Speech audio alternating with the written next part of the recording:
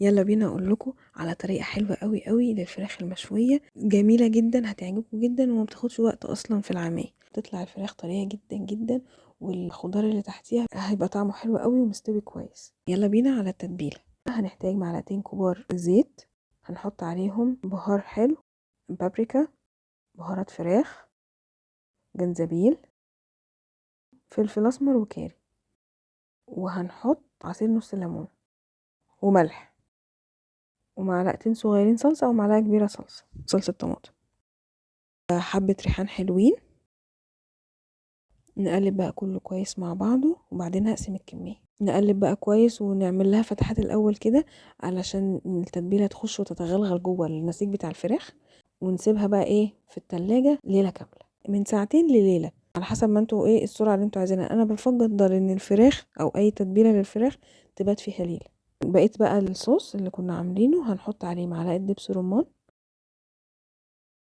ونبدأ ننزله على البطاطس بتاعتنا والبصل اللي انا عملتهم دول، تقريبا نص كيلو بطاطس ونص بصل. اهم حاجة ان البطاطس تتقطع مكعبات كبيرة شوية عشان ما نلاقيهاش مهرية في الصينية. بعدين هرص الفراخ بتاعتي على البطاطس. تاني يوم بقى في بقية الصوص بتاع الفراخ حطيت كوبايتين مية دافيين وهسقي بيه الصينية، وبعدين هوزع على وش الصينية حوالي معلقتين سمنة، اوزعها بالشكل ده كده. لو في زبدة اوكي هتبقى طعمها حلو برضه، بس انا بفضل فيها السمنة. هغطي وشها بورق زبدة، وبعدين بفويل. هندخل الصينية دي على درجة حرارة عالية، وبعدين ننزل درجة الحرارة ل180 بعد 10 دقايق. هتقعد في الفرن ساعة ونص. هتطلع لكم بقى بالشكل ده، مستوية ومقرمشة، من قعرها مقرمش برضو كده حلو، والفراخ طالعة مستوية وطرية جدا جدا. هتعجبكم قوي الطريقة دي، سهلة وسريعة ومش محتاجة مجهود خالص. بصوا الفراخ طالعة طرية ازاي ومقرمشة من بره. الطريقة دي حلوة جدا، هتعجبكم قوي قوي قوي.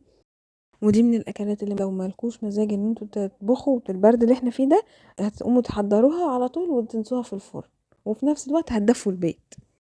ما تنسوش بقى لما تجربوها تقولي رأيكم فيها ايه، وتعملوا لنا سبسكرايب. بالهنا والشفا.